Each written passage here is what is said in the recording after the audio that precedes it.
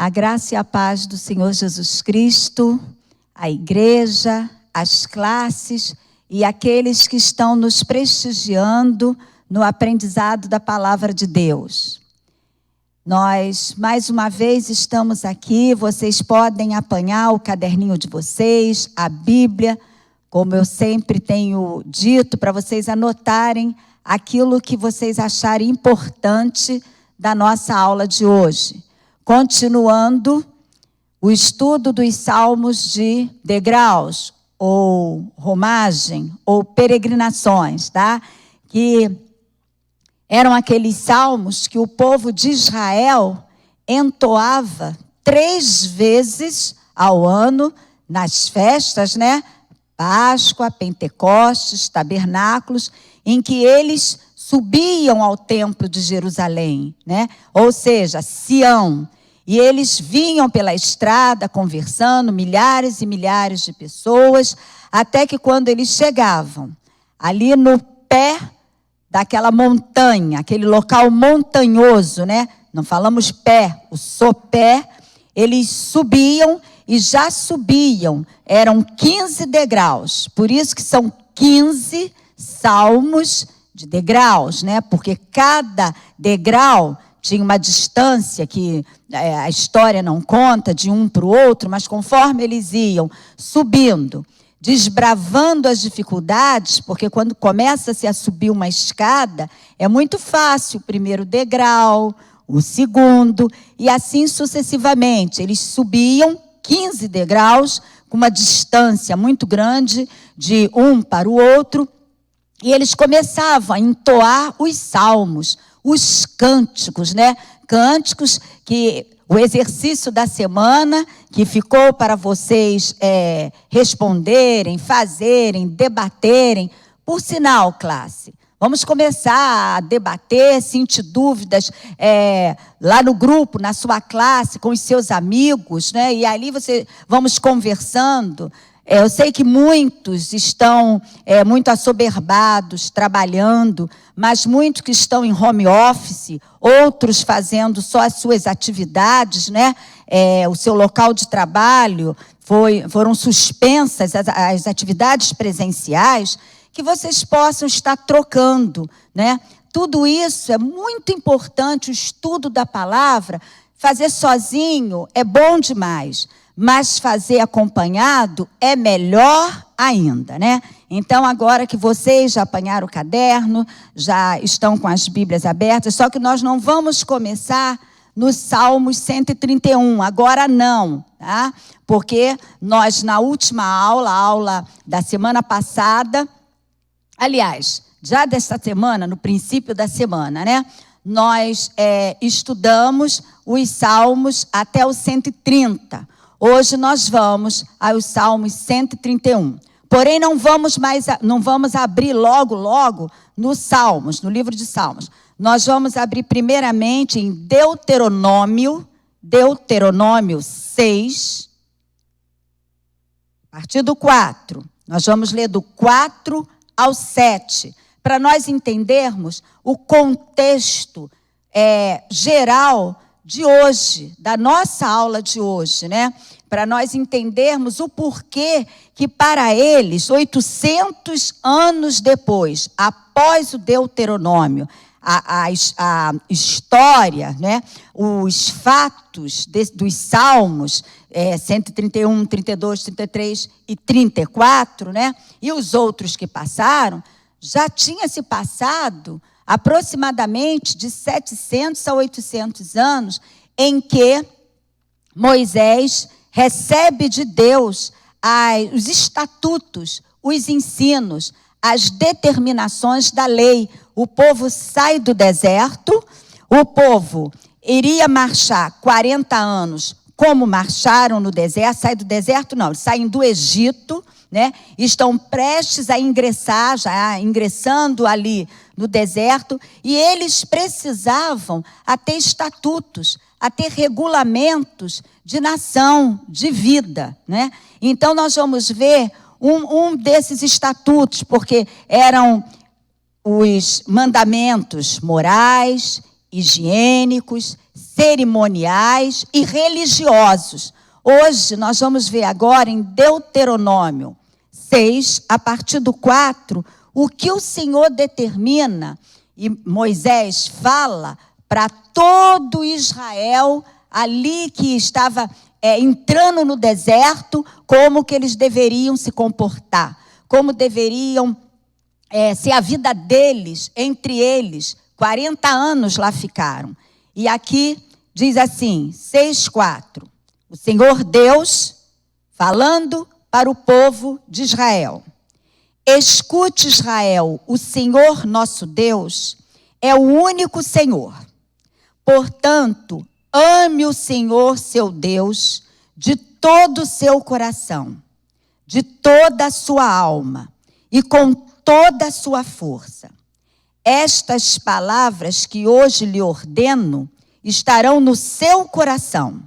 Você as inculcará a seus filhos e delas falará quando estiver sentado em casa, andando pelo caminho, ao deitar-se e ao levantar-se. Também deve amarrá-las como sinal na sua mão, e elas lhe serão por frontal entre os olhos. E você as escreverá nos umbrais de sua casa e nas suas portas. Mas eu volto para o versículo 7, que diz assim, como a palavra ela tinha que ser tratada. Olha a valorização do estudo da palavra, de viver a palavra, de aprender a palavra. Olha só como o Senhor Deus, Ele sempre deu muita importância a ser conhecido e nós vivermos diante da sua palavra. Olha a importância. Ele cercou de uma forma tal, quando ele deu esse estatuto de conhecer a palavra, viver a palavra, praticar a palavra. Vou repetir. Vai ser só em casa? Será que nós vamos ler apenas a palavra do Senhor em casa? Não, o Senhor não deu a Moisés esse estatuto. Ele falou da seguinte forma, vamos lá. Você as inculcará a seus filhos e delas falará quando estiver sentado em sua casa, andando pelo caminho, ao deitar-se e ao levantar-se. E assim ele foi explicando como deveria ser.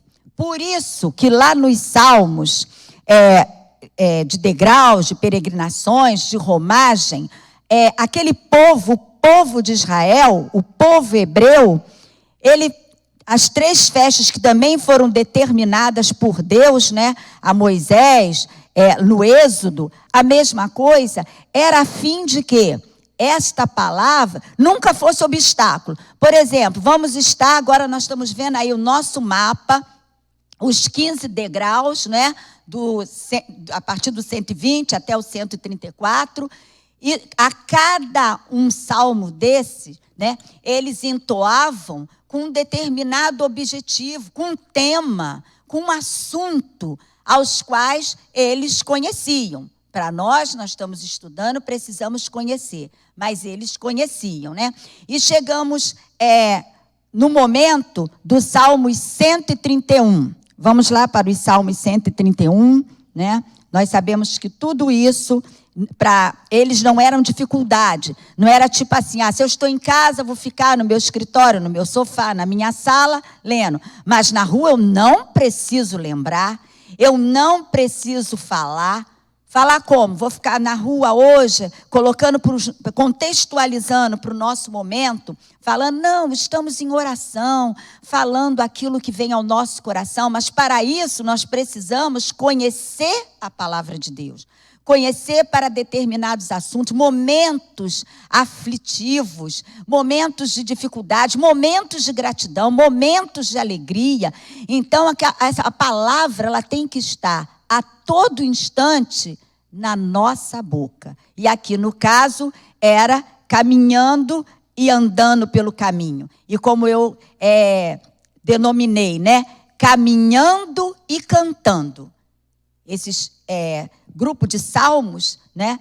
Para que nós não venhamos nunca mais a esquecer o título, Caminhando e Cantando. O plágio, isso é um plágio de uma música secular de lá da década de 70, né? E foi aproveitado o título para que nós venhamos a lembrar desses salmos, caminhando e cantando. Vamos lá.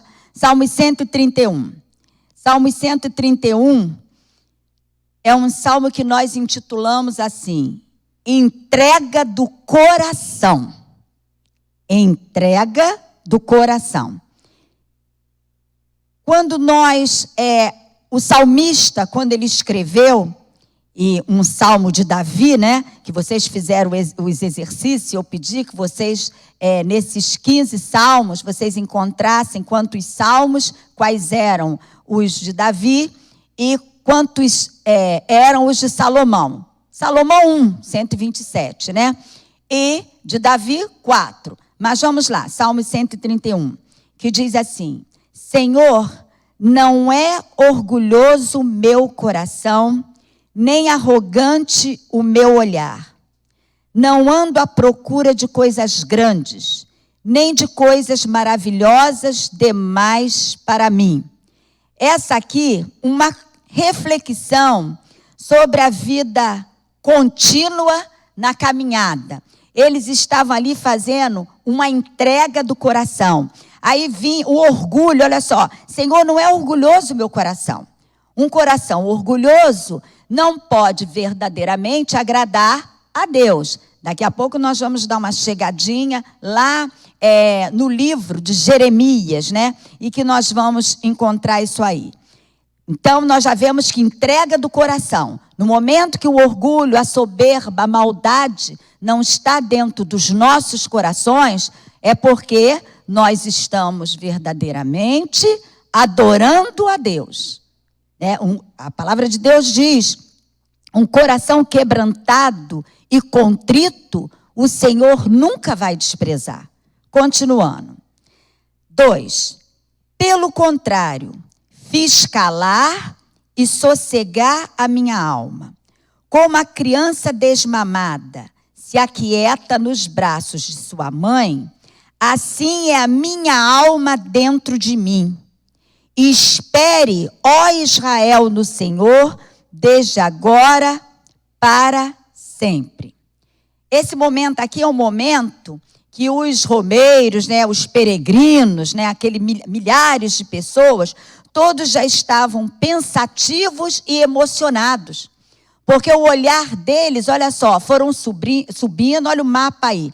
Eles estão chegando agora ali na altura, eles estão cantando na altura onde está o Salmo 131. A emoção já é maior, porque nas aulas passadas nós temos conversado que embaixo, quando eles começaram a entoar, orar, né, adorar a Deus no Salmo 120, eles estavam vendo de muito longe. É como se nós estivéssemos aqui olhando um prédio muito distante. Quando nós vamos chegando mais perto, né, aquele prédio que nós vemos à distância pequeno, ele vai ficando o quê? No seu tamanho normal, grande. E aqui, quanto mais eles se aproximavam da chegada do templo, chegada lá em Jerusalém, lá em Sião, naquele monte, eles ficavam mais felizes, emocionados por estar, porque para eles, lá, né, no Antigo Testamento, antes da manifestação de Jesus Cristo como homem, como Deus aqui entre nós, que os evangelhos começam a nos mostrar, né, a noção deles era que aquele templo Deus estava ali, a representação de Deus, até porque a arca estava presente, e a arca simbolizava a presença de Deus, né? Então, eles já ficavam pensativos e emocionados para chegar ao templo de Deus. Então, este hino ensina-nos a sermos humildes na presença de Deus. Mas para que nós possamos ser humildes na presença de Deus, o nosso coração tem que estar um coração limpo e um coração que busca a Deus. Só um coração que busca a Deus consegue ficar como estado de papel em branco.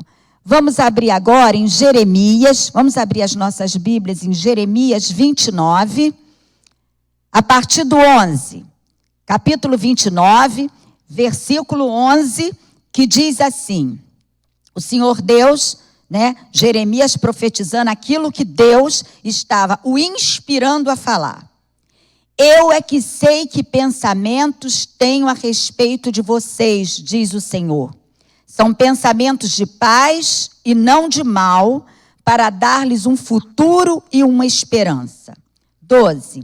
Então vocês me invocarão, se aproximarão de mim em oração, eu os ouvirei. Vocês me buscarão e me acharão quando me buscarem de todo o coração, e serei achado por vocês, diz o Senhor. Ou seja, vocês me buscarão e me acharão quando me buscarem de todo o coração.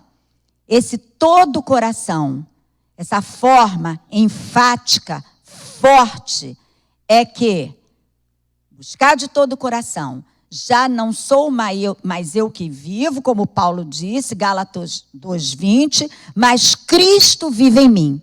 E eles tinham, aquele povo, aqueles peregrinos, eles conheciam, eles tinham esse conhecimento. E aí nós vamos juntos, caminhando e cantando, e chegamos no próximo degrau, que é o 132. Aqui no 132, eles já iam entoar a confiança que eles tinham nas promessas de Deus. E também a confiança que eles tinham naquilo que propunha o coração deles para Deus.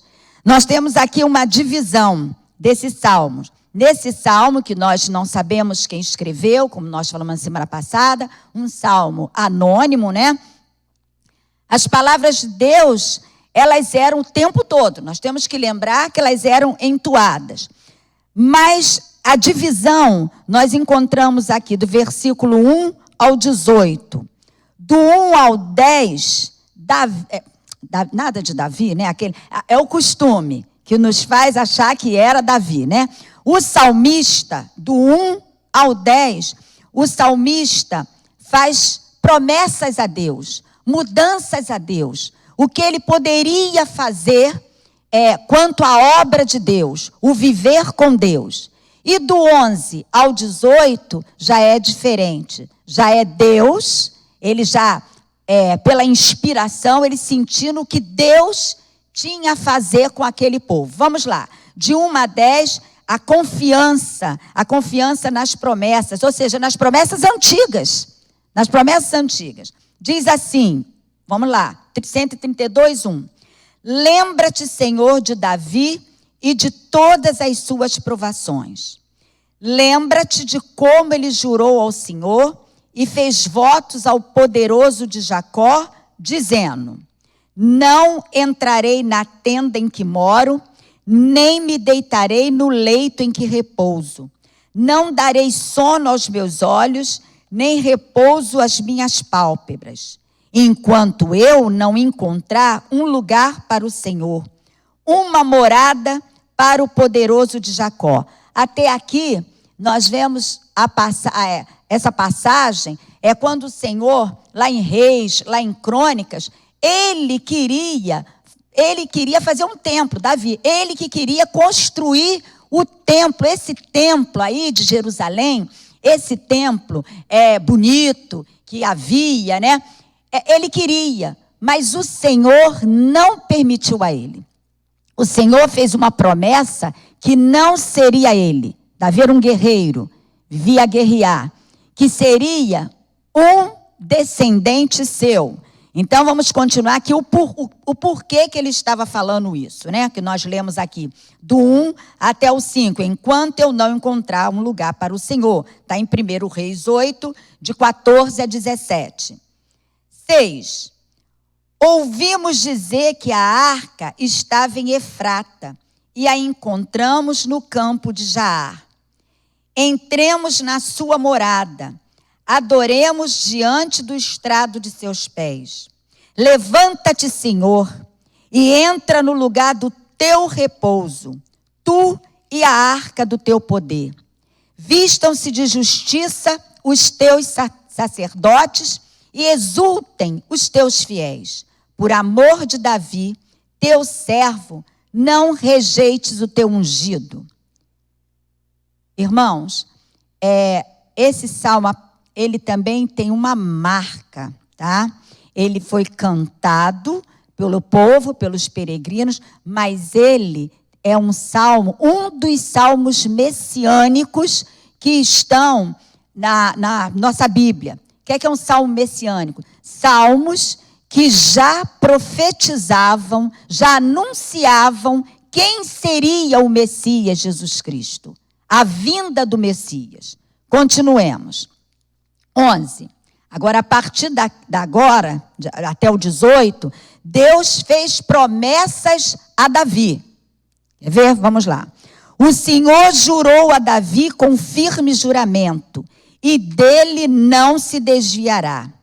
Farei com que no seu trono se assente um dos seus descendentes. Se os filhos de você guardarem a minha aliança e o testemunho que eu lhes ensinar, também os filhos deles se assentarão para sempre no seu trono. Ou seja, havia uma promessa, né, que o trono de Davi, né, seria uma herança, seria perpétuo dele para a próxima geração e das próximas gerações até o tempo, porque inclusive depois Jesus, filho de Davi, ou seja, como homem, estava perpetuado como rei para sempre. Continuando. Pois o Senhor escolheu Sião, preferiu-a por sua morada, dizendo: este é para sempre o lugar do meu repouso. Aqui habitarei, porque este é o meu desejo. Isso aqui, esse versículo aqui, irmãos, aqui do 13 ao 18, nós já podemos ver aqui anunciando o Messias.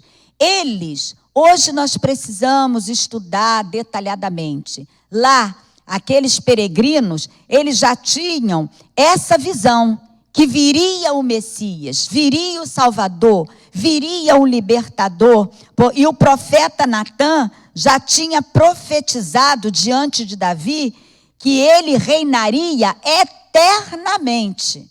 Então nós vamos vendo que aí vai um paralelo entre a descendência de Davi e os seus herdeiros, né, homens físicos, né, e o descendente real, o Deus Todo-Poderoso, o Messias, Jesus Cristo. Seguindo, 15.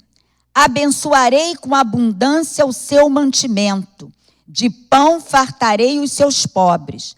Vestirei de salvação os seus sacerdotes e de júbilo exultarão os seus fiéis. Ali farei brotar o poder de Davi. Preparei uma lâmpada para o meu ungido. Esse meu ungido, todas as vezes que nos salmos aparecia esse ungido, era o ungido de Deus, o Messias, Jesus Cristo, o próprio Deus. Cobrirei de vexame os seus inimigos, mas sobre ele brilhará a sua coroa. Nós vemos a partir do versículo 11 ao versículo 18, promessa de perpetuação do reino de Davi. Tá? Continuando. Aí nós vamos para o Salmo 133, né? Entendemos os Salmos 132, agora nós vamos para o Salmo 133, uns salmos que todos os estudiosos da Bíblia, os crentes, até os não crentes, muitas vezes usam em discursos, dia do amigo, né? Mas nós falamos e aprendemos aquilo que nós conhecemos. Salmos 133, que diz assim: é a comunhão entre os irmãos. Para o Senhor Deus, a comunhão entre os irmãos, o amor fraternal, o Senhor Deus sempre valorizou. Vamos lá. Ó, como é bom... Aí nós já estamos chegando pertinho. Falta apenas uns salmos que eles entoavam, cantavam, e nós que estamos estudando, nós estamos acompanhando esta subida, nessa peregrinação que nós falamos na semana passada, que somos peregrinos, estrangeiros, forasteiros, numa terra estranha. E aí, ó, como é bom e agradável viverem unidos os irmãos. É como óleo precioso sobre a cabeça, a qual desce pela barba, a barba de Arão, e desce para a gola de suas vestes, ou para a borda, né, que é lá a bainha. Vamos analisar primeiramente esses 2 versículos aqui de comunhão entre os irmãos.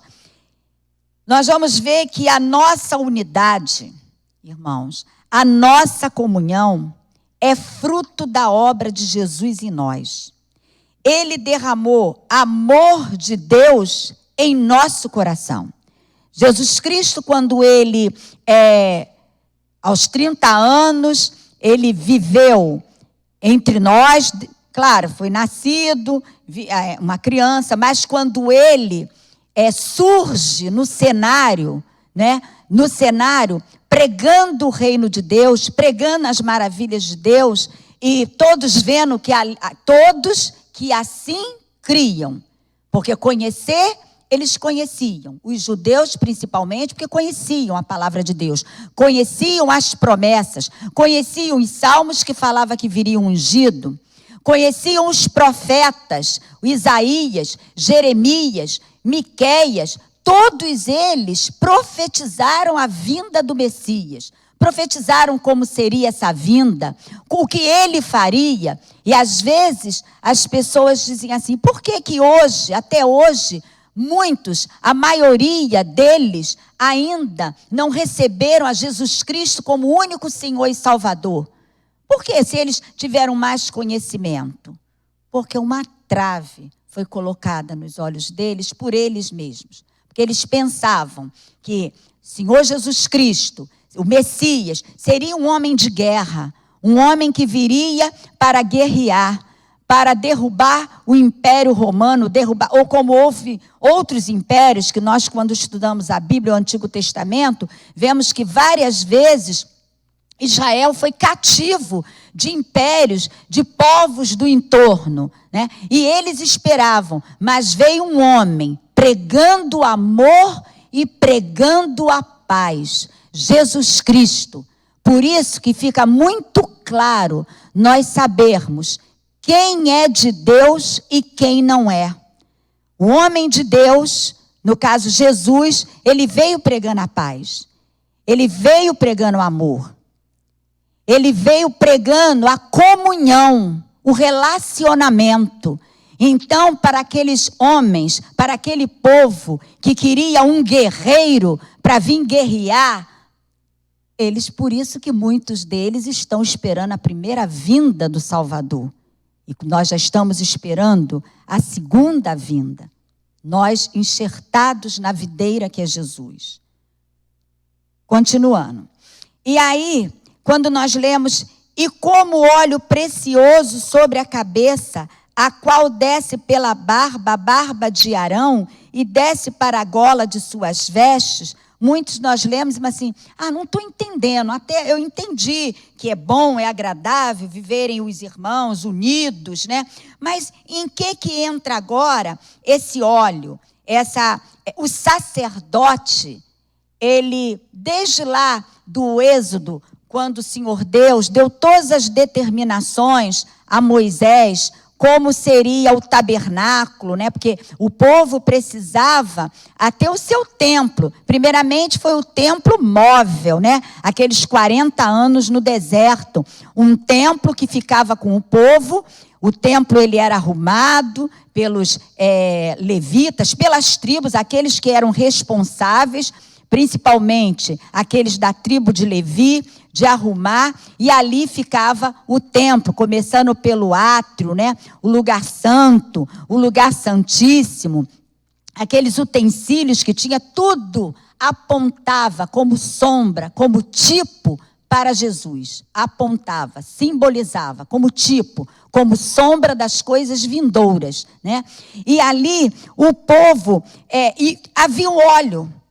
Houve, o Senhor Deus, numa das determinações, deu a Moisés o óleo com que o sacerdote, começando o sacerdócio araônico, ou seja, o primeiro sacerdote, que era Arão, depois toda a sua posteridade, né? Toda aquela tribo, todos, tanto que muitas vezes nós lemos lá, até no Novo Testamento, falando sacerdócio araônico, sacerdote de Arão. Bom, mas Arão já viveu há milhares de anos, e por que chama? Por causa da descendência, como se fosse um sobrenome, né?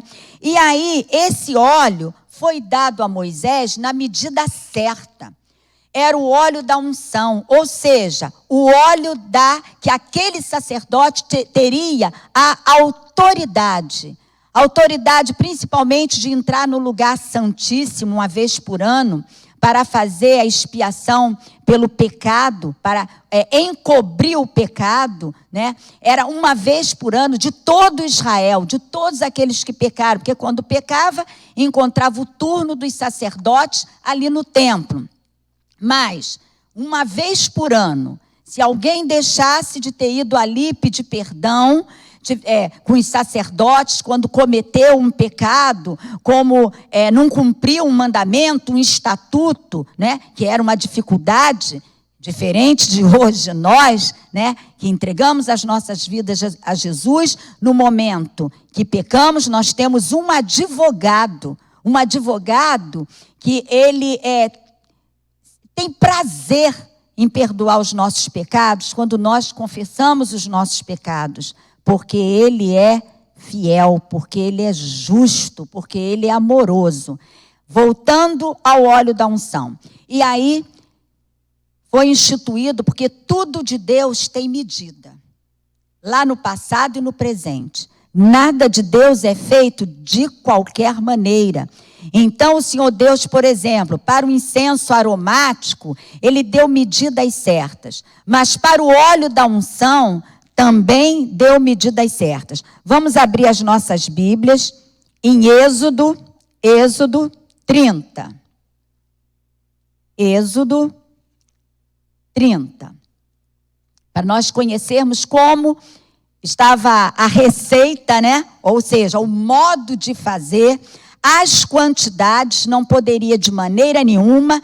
E este óleo da unção, que aqui o salmista fala, que estava derramado do alto da cabeça do sacerdote, harmonicamente, daqui a pouco nós vamos pegar essa palavra, harmonia, e ver o que ela tem a ver com tudo isso, com o óleo da unção, com o óleo que os sacerdotes, eles eram ungidos. Unção significa autoridade, autoridade dada por alguém. No caso, autoridade dada por Deus. Vamos lá. Êxodo 30, a partir do 23, o 22 diz assim: o Senhor disse mais a Moisés: pegue as mais excelentes especiarias, olhem só as medidas, 6 quilos de mirra líquida. Mirra, quando nós lemos o livro de Esther, nós conhecemos, né? Um óleo, mas com perfume muito bom, muito forte, né? E a mirra do Oriente, diferente, né? Mirra verdadeira, caríssimo. Um perfume caríssimo. 6 quilos de mirra líquida, a metade, a saber, 3 quilos de cinamomo aromático, 3 quilos de cálamo aromático, 6 quilos de cássia, segundo o peso padrão do santuário, e 3,5 litros de azeite de oliveira. Disto, você fará o óleo sagrado para a unção, o perfume composto segundo a arte do perfumista. Ou seja, tinha alguém preparado que era um perfumista, não era qualquer um. Peraí, vou pegar aqui o seu Isaac, né? Ou o seu Jacó, e ele vai fazer. Não, para tudo existia uma organização. Assim deve ser a nossa vida. Tudo com organização. Prosseguindo. 25. Disto você fará o óleo sagrado para a unção, o perfume composto segundo a arte do perfumista. Este será o óleo sagrado da unção. Com ele você ungirá a tenda do encontro, a arca do testemunho. Bom, era para ungir tudo, mas passemos para o 30. Agora para o que está de acordo lá com os Salmos, 136. Você ungirá também Arão e os seus filhos e os consagrará para que me sirvam como sacerdotes. Diga aos filhos de Israel, este me será o óleo sagrado da unção de geração em geração. Não se ungirá com ele o corpo de quem não for sacerdote. Não façam óleo semelhante da mesma composição, porque é óleo santo e será santo para vocês. Agora vejam bem o que o nosso Deus disse a Moisés. Quem preparar óleo igual a este, ou com ele ungir um estranho, porque era para ungir apenas o sacerdote, será eliminado do meio do seu povo.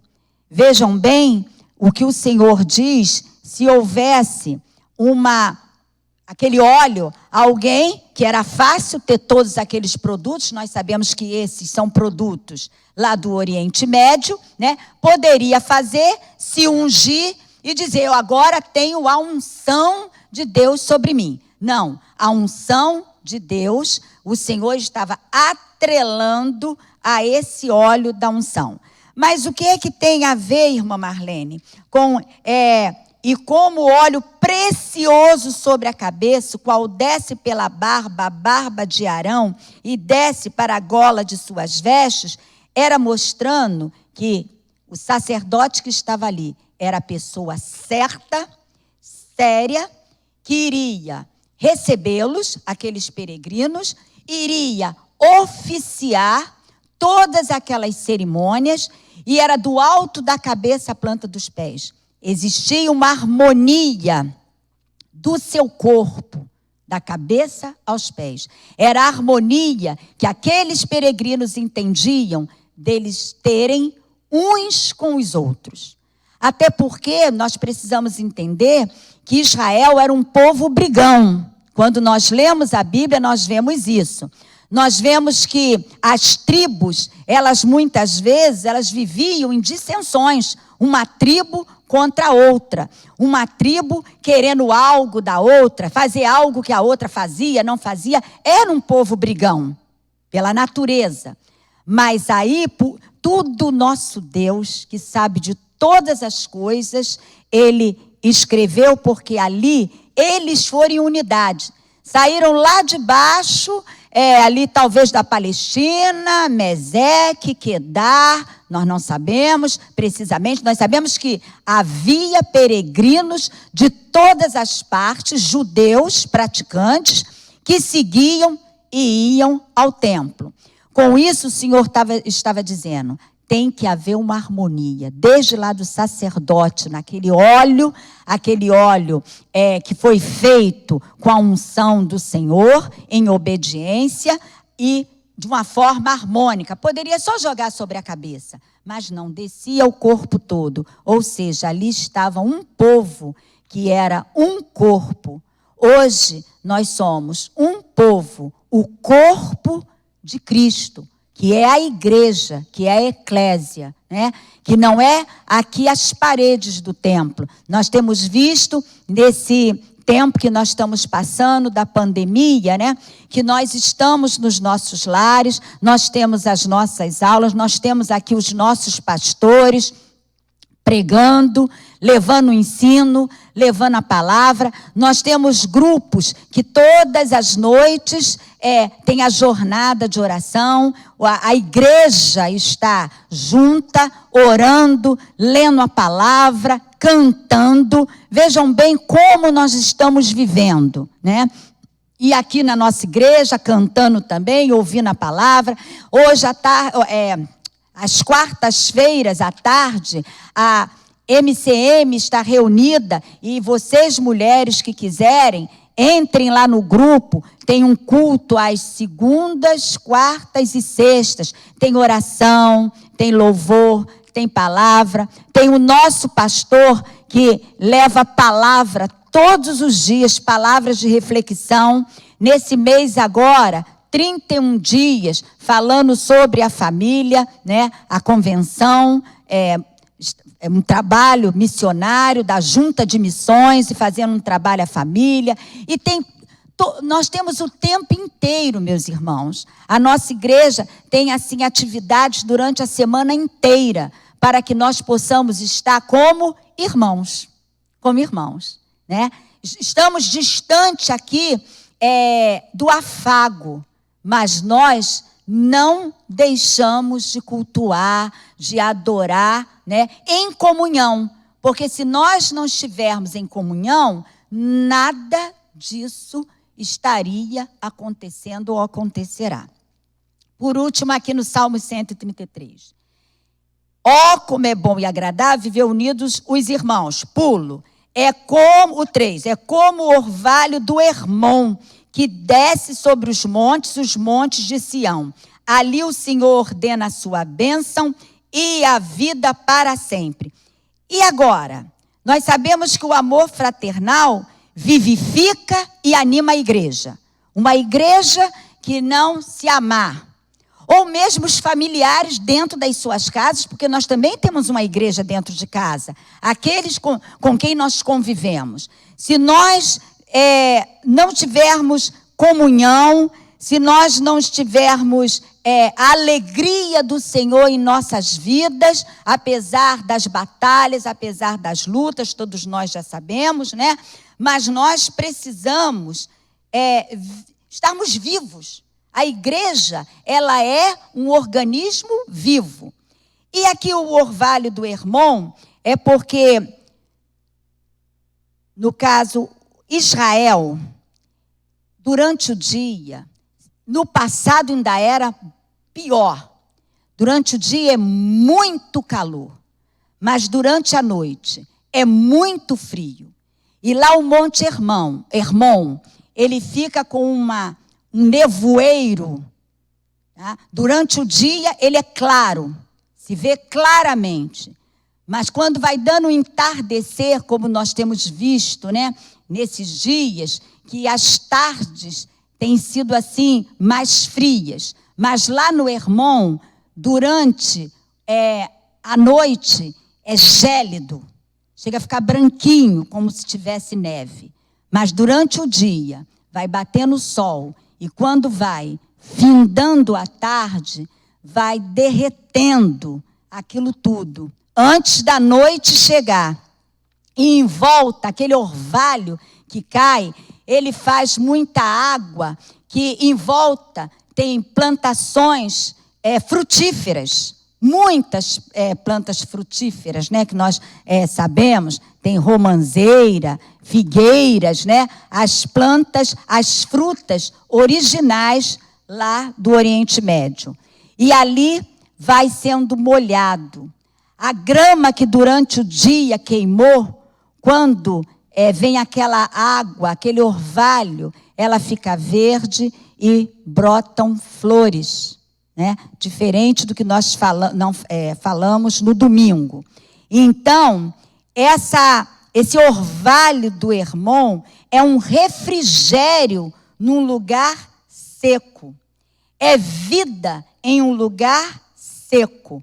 Por isso que, ó, como é bom e agradável viverem unidos, irmãos. É como o orvalho do Hermon que desce sobre os montes de Sião. Ali o Senhor ordena a sua bênção e a vida para sempre. A comunhão, finalizando, ela atrai bênçãos do Senhor. Se o Senhor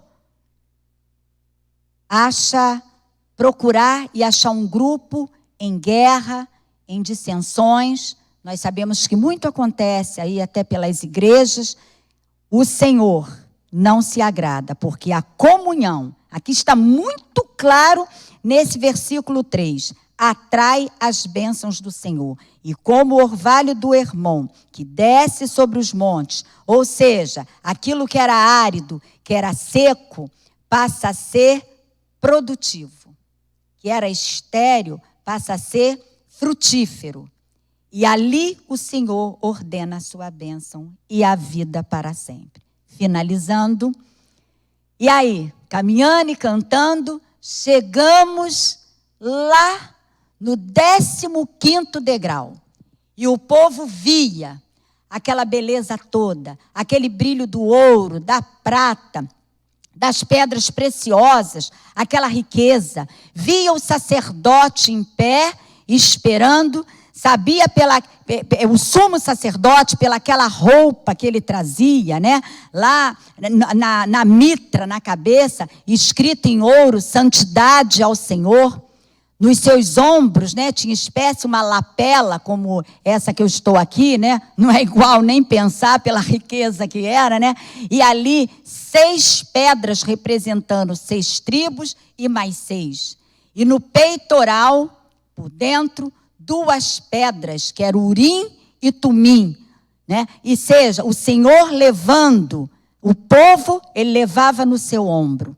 E na frente do peitoral, o peitoril, ali estavam as decisões através de pedras preciosas. E o povo, quando via tudo isso, eles aí começavam a adoração na casa de Deus. Salmos 134, e eles começavam a cantar, a louvar, a orar, a entoar, levantando os braços. Era uma profusão, ou seja, uma quantidade muito grande de explosão, de louvor, adoração e alegria, porque estavam diante do templo, que representava, simbolizava Deus. Deve ser a nossa explosão de alegria, quando nós recebemos a Jesus Cristo em nós, recebemos um presente maior, o Espírito Santo de Deus, que convence o homem do pecado, da justiça e do juízo. É a nossa alegria, por isso que nós cantamos, levantamos os braços, adoramos a Deus, e diz assim, o cântico, a oração era essa: bendigam o Senhor todos vocês, servos do Senhor, que se encontram na casa do Senhor nas horas da noite. Ou seja, eles chegavam e estava anoitecendo, depois de viajar muitos dias, tá? Levantem as mãos para o santuário e bendigam o Senhor, que de Sião, o Senhor que fez o céu e a terra, abençoe você. Só aqui, no versículo 1, nós encontramos, 4. Encontramos Senhor 4 vezes. Bendigam o Senhor todos vocês, servos do Senhor, que se encontram na casa do Senhor. Levantem as mãos para o santuário. Aí vem mais. Bendigam o Senhor, que de Sião o Senhor, que fez o céu e a terra, abençoe vocês. Era um momento que eles precisavam, eles lembravam, valeu a pena viajar. Hoje, nós também temos motivos para adorar a Deus. Não precisamos viajar. Aonde nós estivermos, nós podemos estar louvando e principalmente adorando. Quando nós lemos Salmo 134, nós vemos todo ele. Se nós quiséssemos escrever uma doxologia, que foi a nossa segunda aula, todos vocês sabem, nós temos uma doxologia maravilhosa, tremenda, que de Sião, o Senhor que fez o céu e a terra, abençoe você. Hoje não precisamos viajar. Podemos dar louvor em qualquer lugar. Podemos reconhecer, como João disse para aquela mulher que perguntou aonde deveria-se adorar a Deus. Importa é que os verdadeiros adoradores, não tem lugar, o adorem em espírito e em verdade. O Deus de amor, o Deus que pregou amor, e foi por amor que Ele, a cada um de nós, Ele entregou a sua vida naquela cruz. Que nós possamos não esquecer que o amor não constrange a ninguém. O amor, ele alegra. E Deus é amor. A essência dele. Se alguém perguntar, defina amor, primeiramente que Deus, nós não vamos nunca definir Deus. É impossível definir alguém que é ilimitado, indefinido. Simplesmente a definição, que não é definição, é Deus é amor. Acabou. Porque o amor, ele verdadeiramente, ele encobre multidões de pecados. Só o amor. Que Deus abençoe a igreja, que Deus abençoe as nossas vidas, que abençoe a nossa semana, né? Somos contentes, mas não somos indiferentes a tudo que está acontecendo, mas que nós tenhamos a certeza que o Senhor Deus, Ele está no comando de tudo. Se não for a Ele, nem sei como nós estaríamos. Que Ele é bom, que as suas misericórdias duram para sempre. Elas são a causa de nós não sermos consumidos. Sabe por quê? Porque elas renovam-se a cada manhã. E eu vou mais além. A cada minuto, a cada segundo, o Senhor Deus renovando. Que Deus abençoe a cada um de vocês. Oremos ao Senhor. Senhor Deus, Deus Santo, Deus de amor, de graça e de todo poder, Pai. Muito obrigada pelo teu sobrenatural, que é esse sobrenatural que nos traz a comunhão entre os irmãos. Que nós possamos, Deus, a cada dia, estarmos orando a tua palavra, lendo a tua palavra, procurando conhecer a cada dia mais e mais o Senhor. Que nós possamos, Senhor, estarmos unidos, reunidos como família de Deus. Que o Senhor possa, Pai, estar abençoando, como aqui o Salmo 134, como aquele povo disse. Abençoa, Senhor, a tua igreja na terra. Onde houver uma igreja do Senhor reunida, como a tua palavra diz, onde houver 2 ou 3 em teu nome, ali o Senhor estará, o Senhor estaria, o Senhor está. Muito obrigada por tudo. Que as nossas vidas, Pai, sejam referenciais para a nossa família, Pai. E para aqueles que olham para nós. Eles precisam, Pai. Nós precisamos que eles, meu Senhor, vejam em nós o teu amor. E a tua graça é que vai verdadeiramente nos conduzir. Perdoa os nossos pecados, Pai. Perdoa, porque assim como Neemias pediu perdão pelo pecado da nação.